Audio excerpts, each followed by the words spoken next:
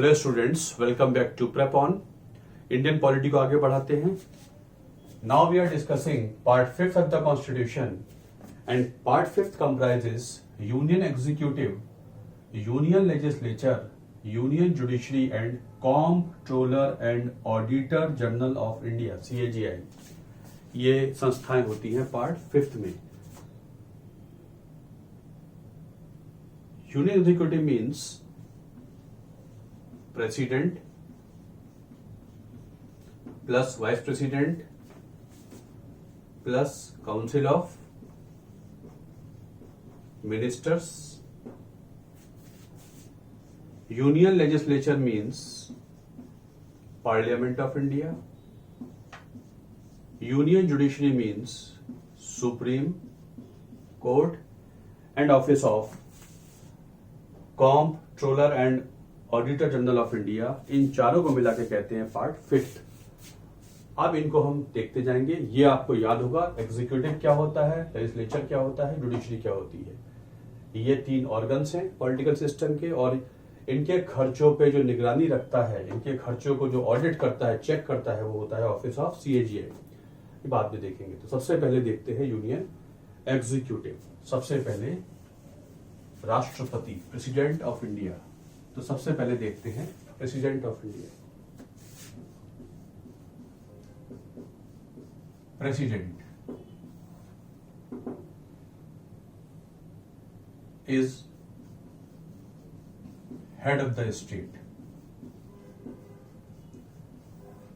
भारत को कौन रिप्रेजेंट करता है? राष्ट्रपति रिप्रेजेंट करते हैं, इसलिए president is head of the state but has only nominal powers. राष्ट्रपति के पास होती है बस nominal powers. Real powers are with prime minister. Real powers are with prime minister who is called head of the government and he has real powers. राष्ट्रपति भारत को represent करते हैं, लेकिन गवर्नमेंट को रिप्रेजेंट करते हैं प्रधानमंत्री। Everything is done in the name of president but on the advice of council of ministers headed by PM। So all the decisions are actually taken by prime minister but they are executed in the name of president of India. If this is so, this is called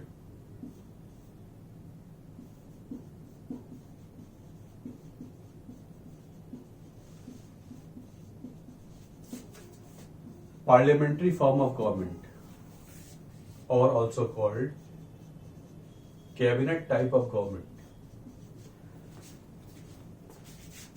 संसदीय प्रणाली Bharat follow करता है। संसदीय प्रणाली England से ली गई है। संसदीय प्रणाली in the parliamentary form of government there are 2 heads। President is head of the state and prime minister is the head of the government. A system of a political system in which everything is done in the name of president but on the advice of council of ministers headed by PM is called parliamentary form of government। कहने का मतलब जहां पर head of the state अलग हो, head of the government अलग हो, उसे कहते हैं संसदीय प्रणाली।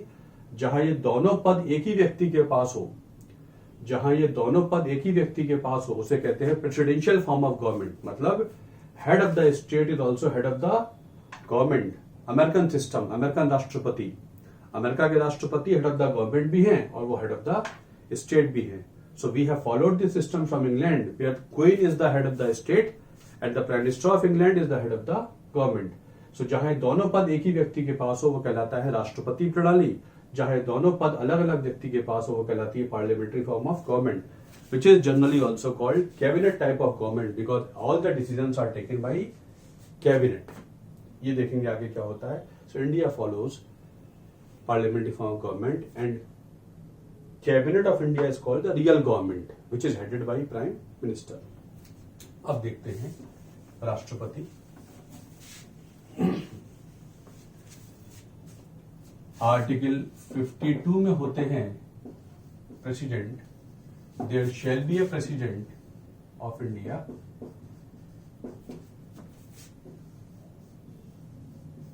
इलेक्शन इसमें दो बातें और लिख लीजिए। अच्छा, बाद इलेक्शन लिख लीजिए, पहले बाद में लिखेंगे।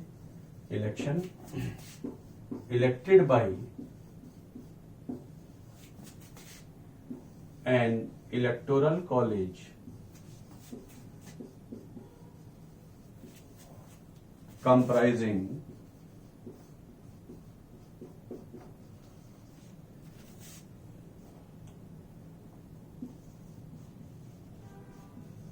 elected MPs,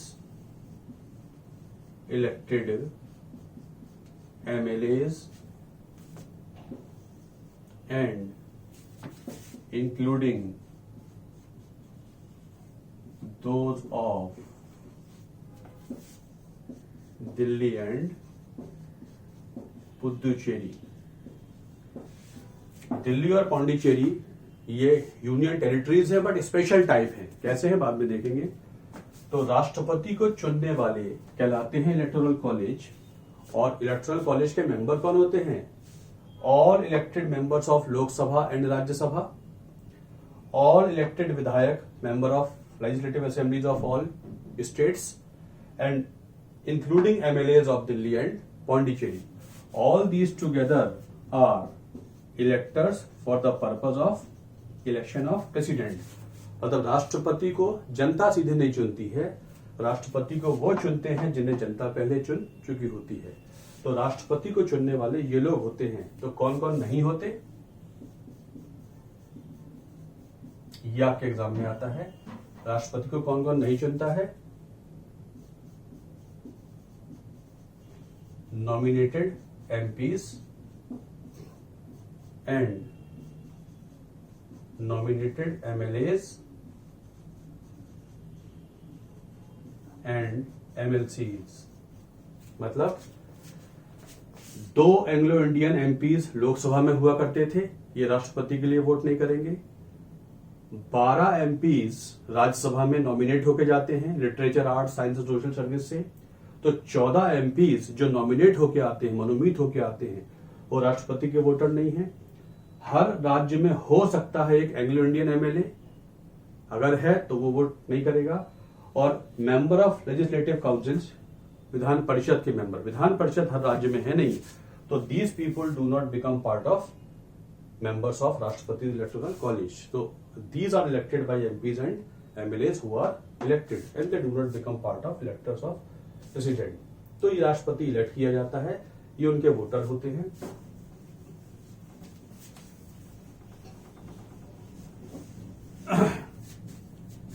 method of election is called proportional representation system and single transferable vote, that is PRS and STV. An indirect method of election, मतलब एक ऐसा मेथड जहां सीधे जनता वोट नहीं देती है, जनता के चुने हुए लोग वोट देते हैं। तो राष्ट्रपति के मेथड को संविधान में बोला गया है PRS and STV, proportional representation system by a single transferable vote, PRS and STV, that is indirect method of election. क्योंकि राष्ट्रपति चुने जाते हैं, उनको चुना जाता है, लेकिन सीधे नहीं चुना जाता, उन्हें एमएलए एमपी चुनते हैं। क्योंकि भारत के राष्ट्रपति चुने हुए हैं, चुनाव द्वारा आते हैं, इसलिए India is a republic. Republic is an entity जिसका हेड इलेक्टेड होता है, तो इंडिया हो जाता है रिपब्लिक। तो राष्ट्रपति के मेथड को संविधान में बोला गया है PRS and STV, and indirect method of election.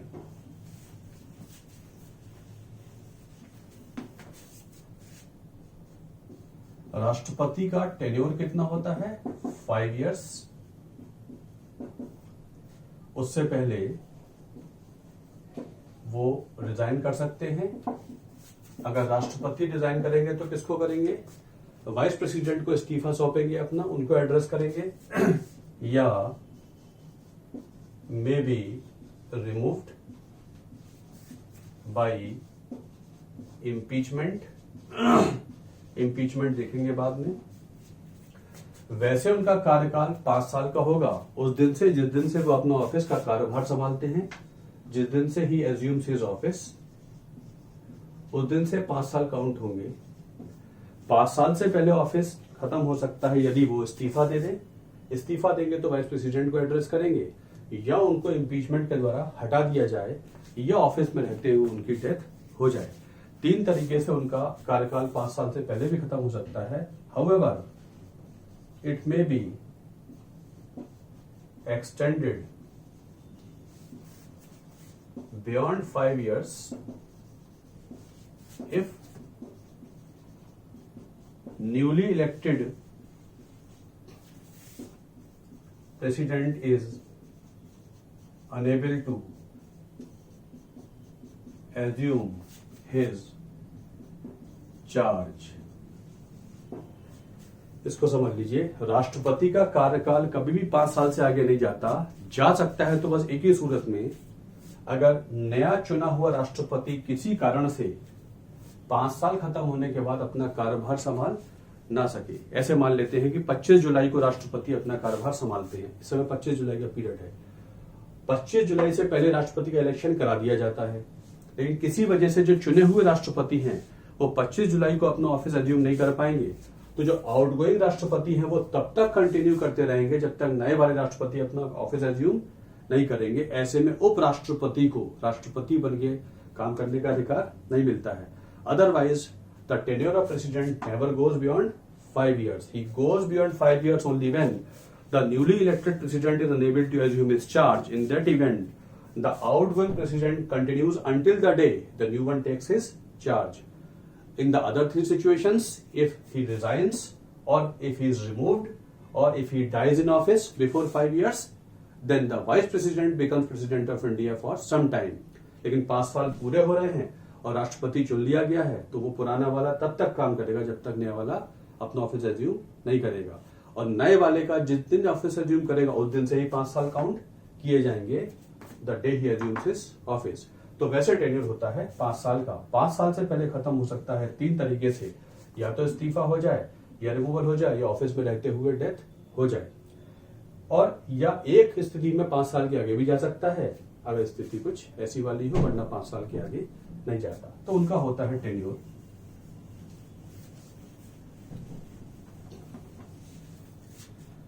Qualifications क्या है राष्ट्रपति की, कौन बन सकता है राष्ट्रपति? ऑब्वियसली सिटीजन हो, 35 years ऑफ एज हो गई हो, नहीं होना चाहिए office of profit, not MP और MLA और MLC एक्सेट्रा। ऐसा व्यक्ति जो सिटीजन हो, 35 साल की एज हो गई हो, ऑफिस ऑफ प्रॉफिट ना हो, ऐसा कोई ऑफिस ना हो जिससे गवर्नमेंट की तरफ से प्रॉफिट मिलता हो, कुछ ऑफिस एग्जेम्प्टेड होते हैं, और नहीं होना चाहिए उस समय MP MLA और MLC, अगर है तो इस्तीफा हो जाता है। ऐसा कोई व्यक्ति can contest for the office of president as per election law. राष्ट्रपति जो राष्ट्रपति के ऑफिस के लिए कंटेस्ट करते हैं, चुनाव लड़ते हैं, उनको अपना नॉमिनेशन पेपर इलेक्शन कमीशन को जमा करना पड़ता है। नॉमिनेशन पेपर में नामांकन पत्र, प्रपोजर्स होते हैं 50, सेकेंडर्स होते हैं 50। ये कौन है? ये MP और MLA हैं। मतलब जो राष्ट्रपति के इलेक्शन लड़ना चाहता है, उसे इलेक्शन कमीशन को जमा करना पड़ेगा अपना नॉमिनेशन पेपर, और नॉमिनेशन पेपर में इलेक्शन कमीशन देखेगा कि कम से कम 100 MP MLA ने सपोर्ट किया हो। पहले 50 कहलाते हैं प्रपोजर्स, अगले 50 कहलाते हैं seconders. I propose the name of mister X, I second the name of mister X. मतलब ये कौन है? ये MP और MLA हैं जो इलेक्टोरल कॉलेज के मेंबर हैं। हम और आप सपोर्ट नहीं कर सकते। MP MLA मतलब कम से कम 100 MP और MLA का सपोर्ट होना चाहिए। इसका मतलब ये भी नहीं है कि 50 MP होंगे 50 MLA होंगे। हो सकता है 100 MP हो जाए, हो सकता है 100 MLA हो जाए, हो सकता है 10 MP हो, 90 MLA हो, टोटल 50 हो। अगर ये 99 है तो ये एप्लीकेशन कंप्लीट नहीं है। और सिक्योरिटी डिपॉजिट, जिसे जमानत राशि कहते हैं, वो होती है 15,000। ये इलेक्शन कमीशन के खाते में जमा करने पड़ते हैं। अगर पड़े हुए वोटों के 1/6 वोट मिल गए तो ये जमानत वापस हो जाएगी। अगर पड़े हुए वोटों के 1/6 वोट नहीं मिले तो जमानत जब्त हो जाती है। ये सभी इलेक्शंस के लिए होता है। पड़े हुए वोटों के 1/6 वोट मिल जाए तो पैसा वापस हो जाता है, भले ही हारे या जीते। ये इलेक्शन लॉ की कंडीशंस है, ये कॉन्स्टिट्यूशन की कंडीशंस है। अगर anybody who fulfils all this condition can contest for the office of president. One can become president any number of times. One can become president any number of times. राष्ट्रपति कितनी बार भी भारत में बन सकते हैं। अमेरिकन संविधान में 2 बार बनने की लिमिट है। 2 बार से ज्यादा कोई राष्ट्रपति नहीं बन सकता। वो बात अलग है। रूजवेल्ट 3 बार बने थे। अमेरिका में रूजवेल्ट 3 बार बने थे। अदरवाइज अमेरिकन सिस्टम में 2 बार की कंडीशन है। हमारे यहाँ कोई कंडीशन नहीं है। So long as one can fulfil all these conditions, one can become president of any number of times. कितनी बार भी राष्ट्रपति बन सकते हैं। ये कंडीशंस इलेक्शन लॉ की हैं, ये कॉन्स्टिट्यूशन की है। Anybody who fulfils can contest for the office of president. These are the qualifications for one who wants to contest for the office of president.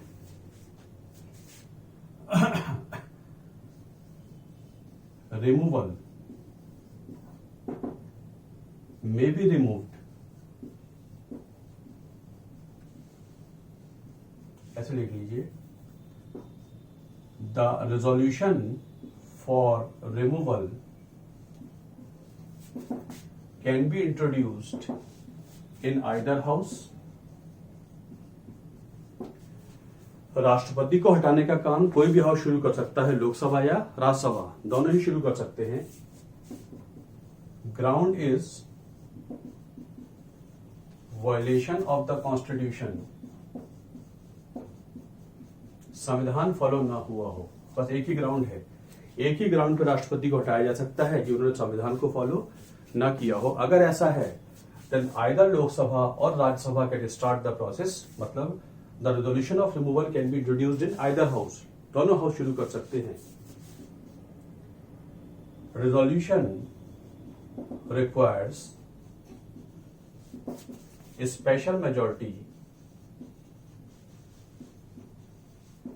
For its passage. और अगर इसको पास होना है तो दोनों हाउस में स्पेशल मेजॉरिटी चाहिए होती है, 2/3 ऑफ टोटल। लोकसभा की टोटल स्ट्रेंथ का 2/3, राज्यसभा की टोटल स्ट्रेंथ का 2/3 कहलाती है स्पेशल मेजॉरिटी। अगर दोनों में से एक भी हाउस से पास नहीं हुआ तो ये प्रोसेस वहीं के वहीं रुक जाएगा। दोनों हाउसेज में अगर स्पेशल मेजॉरिटी से पास हो जाएगा तो राष्ट्रपति हट जाएंगे। उनको हटाने से पहले हाउस को देना पड़ता है 14 डे का नोटिस। जब उनको हटाने का काम शुरू किया जाता है तो दिया जाता है 14 डे का नोटिस। नोटिस तभी जाएगा जब it is signed by at least 1/4 of the total member of the house.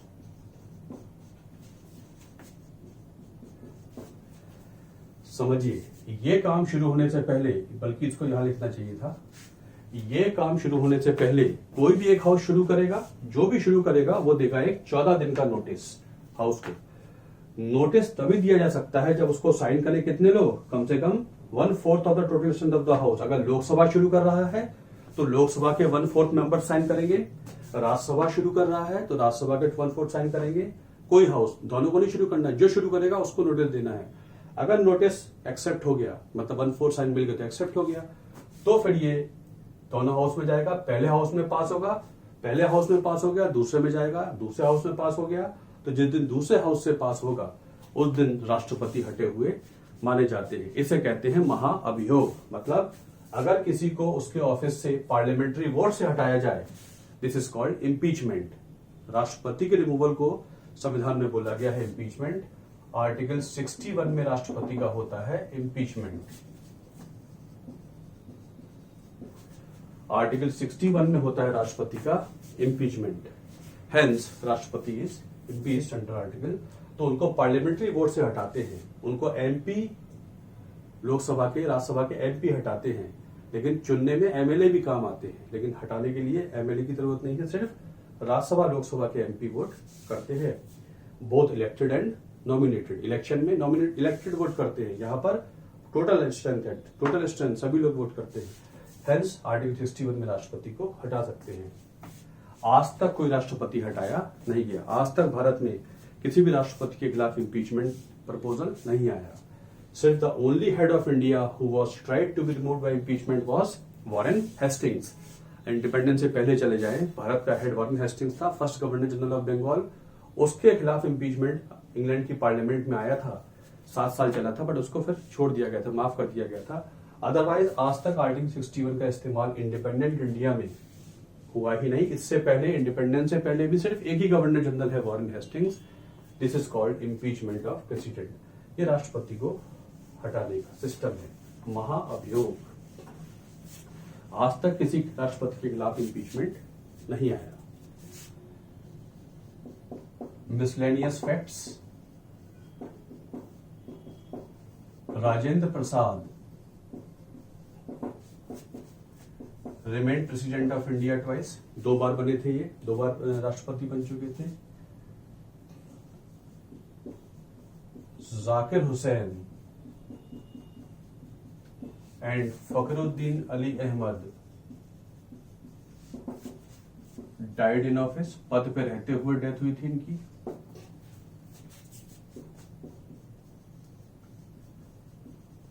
Neelam Sanjiva Reddy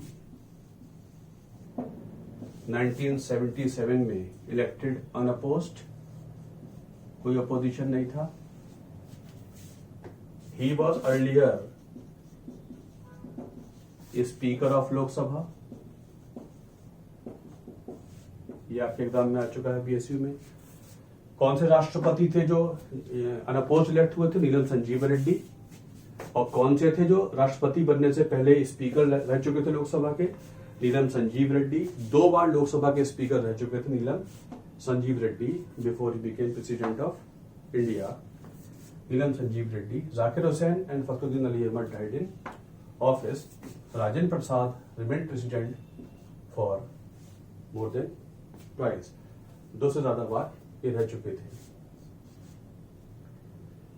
salary of president is decided by parliament and is charged upon consolidated fund of India। ये budget में बता दूंगा। राष्ट्रपति की salary parliament decide करता है, एक law बनाया जाता है, उसमें इनकी सैलरी चार्ज होती है CFI पे, कंसोलिडेटेड फंड ऑफ इंडिया पे चार्ज की जाती है राष्ट्रपति की salary. This is president of India से संबंधित जो बेसिक फैक्ट्स हैं वो आपके लिए मैंने बता दिए। Now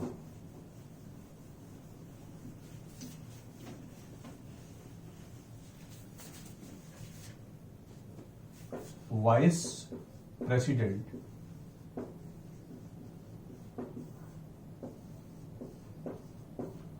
there shall be a VP who shall be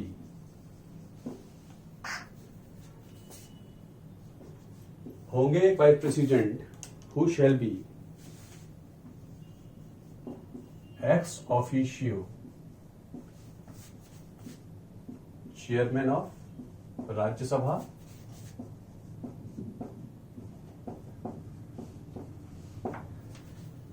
there shall article 63 में होते हैं उपराष्ट्रपति, vice president who shall be ex officio chairman of Rajya Sabha. Officio का मतलब है whosoever becomes VP automatically becomes chairman of Rajya Sabha. जो VP बनेगा वही राज्यसभा का अध्यक्ष हो जाएगा। May act as president. कभी कभी ये राष्ट्रपति बन के भी काम कर सकते हैं, कभी कभी ये राष्ट्रपति बन के भी काम कर सकते हैं। वैसे इनका मेन काम तो है राज्यसभा की अध्यक्षता करना, लेकिन आर्टिकल 65 में ये राष्ट्रपति भी बन सकते हैं। इफ सो, अगर ऐसा करेंगे, has all the powers of president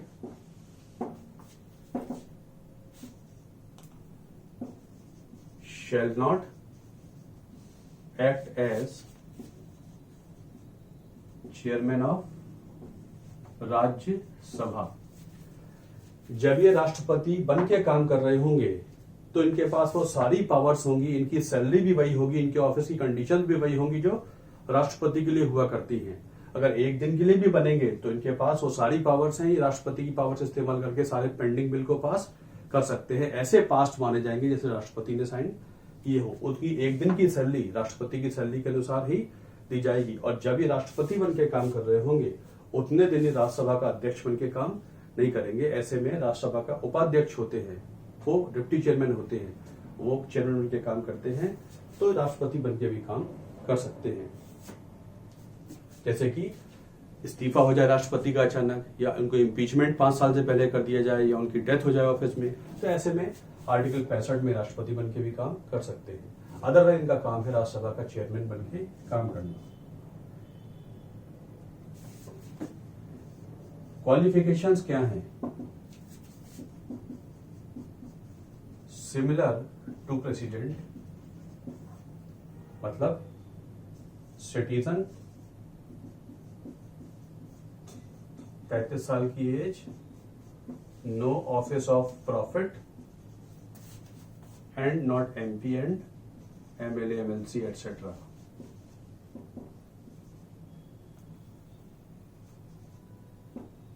etcetera should be eligible to become member of Rajya Sabha. एक चीज यहां नोट कर लीजिए, राष्ट्रपति should be eligible to become member of Lok Sabha and उपराष्ट्रपति should be eligible to become member of Rajya Sabha. मतलब अगर कोई व्यक्ति लोकसभा का मेंबर नहीं बन सकता तो राष्ट्रपति के लिए भी कंटेस्ट नहीं कर सकता। उपराष्ट्रपति, अगर कोई व्यक्ति राज्यसभा का मेंबर नहीं बन सकता तो वो लोकसभा का उपराष्ट्रपति भी नहीं बन सकता। अदरवाइज सिमिलर है, सिटीजन है, 35 साल की एज, एटसेट्रा एटसेट्रा। कॉन्स्टिट्यूशन से तो ये कंडीशंस हो गई ऑफिस की, लेकिन इलेक्शन लॉ से कोई राष्ट्रपति वाला लॉ है। The nomination paper should be supported by 20 proposers plus 20 seconders. 20 proposers and 20 seconders, ये कौन होंगे?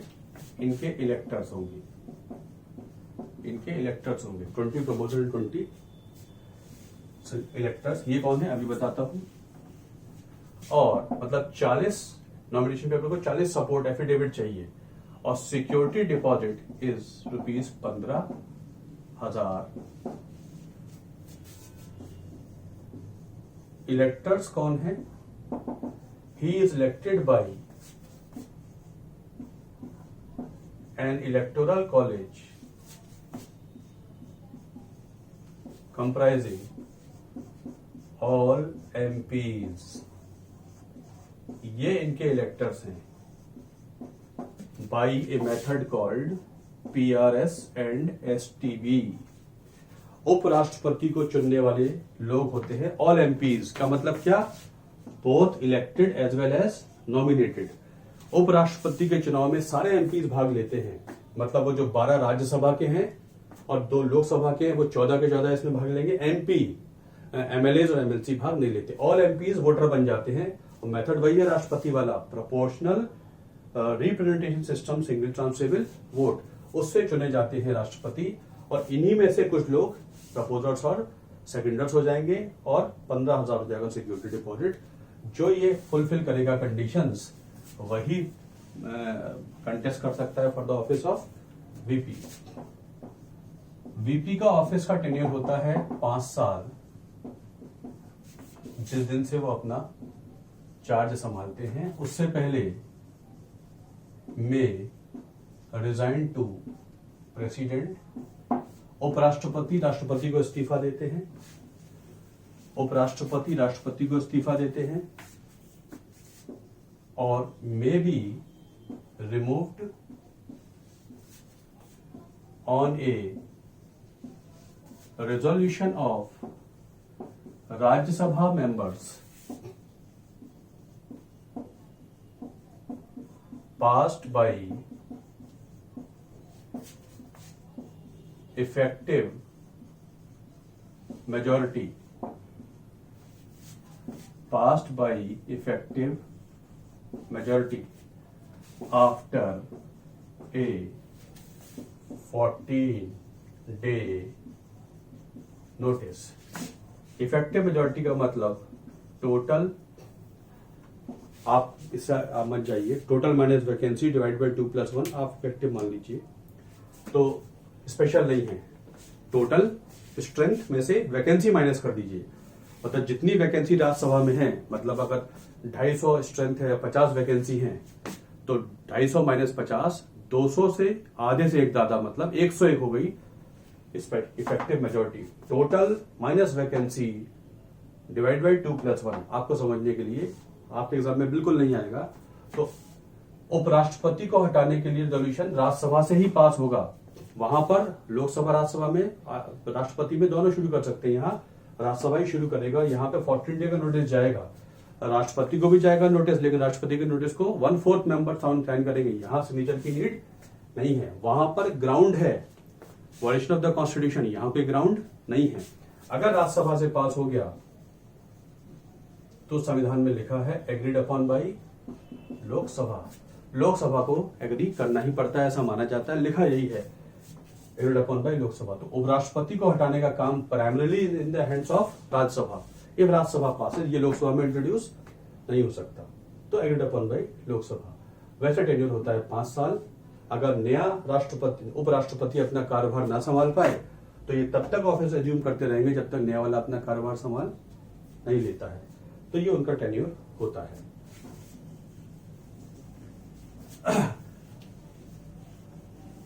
आज तक किसी उपराष्ट्रपति को इम्पीचमेंट से या इस प्रोसेस से नहीं हटाया गया। Miscellaneous points,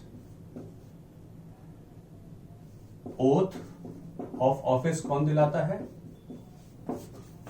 president. उपराष्ट्रपति को ओथ राष्ट्रपति दिलाते हैं, और राष्ट्रपति को चीफ जस्टिस ऑफ इंडिया दिलाता है। राष्ट्रपति को ओथ दिलाता है चीफ जस्टिस ऑफ इंडिया। अगर सीजीआई ना हो तो उससे अगला वाला जो जज होता है सुप्रीम कोर्ट का सीनियर मोस्ट, वो दिला देता है। यहां पर राष्ट्रपति ओथ दिलाएंगे, ओथ ऑफ ऑफिस राष्ट्रपति दिलाते हैं। Salary decided by parliament, charge upon CFI, वही सेम राष्ट्रपति वाला सेम लॉ है। सैलरी पार्लियामेंट डिसाइड करता है, charge upon consolidated fund of India, CFI से चार्ज होता है राष्ट्रपति का ये this. If both the offices are vacant, अगर मान लीजिए राष्ट्रपति भी नहीं है उपराष्ट्रपति भी नहीं है, दोनों ऑफिस खाली है किसी वजह से, ऐसे में the CJI shall act as president if both the offices are vacant। अगर दोनों ऑफिसेज वैकेंट है, राष्ट्रपति भी नहीं है उपराष्ट्रपति भी नहीं है, तो भारत के मुख्य न्यायाधीश विल बिकम द प्रेसिडेंट। ये एक सिस्टम बना रखा है, लॉ बना रखा है। If both the office are vacant, in that situation the chief justice of India shall act as president. ऐसा हुआ जब उस समय के CJI justice Hidayatullah acted as president 1969 में। The only situation where the CJI had acted as president was Justice Hidayatullah acted as president in 1969। Otherwise आज तक ऐसा मौका नहीं आया जब CJI को बनना पड़ा हो भारत का राष्ट्रपति।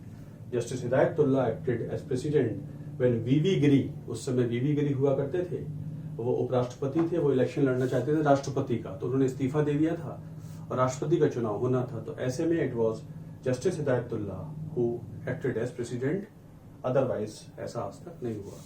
This is this thing. These are some of the important miscellaneous points about office of vice president. His main work is to run the Rajya Sabha. Rajya Sabha के अध्यक्ष होते हैं, जैसे लोकसभा का अध्यक्ष स्पीकर कहलाता है।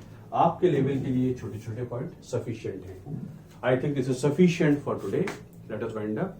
अगले लेक्चर में फिर हम पॉलिटी या हिस्ट्री लेकर आएंगे, तब तक इसको रिवाइज करिए ठीक से। आपके लेवल के लिए सफिशिएंट है। किसी भी एग्जाम को देंगे आप, that is more than sufficient. Thank you very much.